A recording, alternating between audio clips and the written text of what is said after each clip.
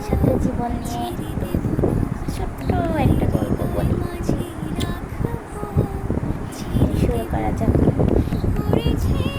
জীবনটা শুরুতে ছিল সহজ, সব কিছু ছিল স্বাভাবিক,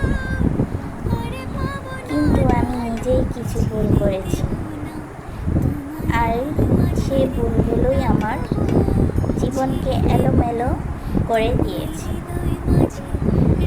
তবে আবেগের বশে নেওয়া কিছু সিদ্ধান্তই ছিল আমার জীবনে সবচেয়ে বড় ভুল।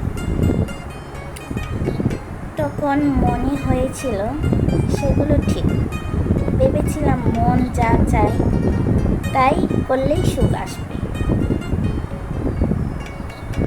কিন্তু পরে বুঝেছি সেই সিদ্ধান্তগুলোই কারণের সব কিছু উলটপালট হয়ে গেছে।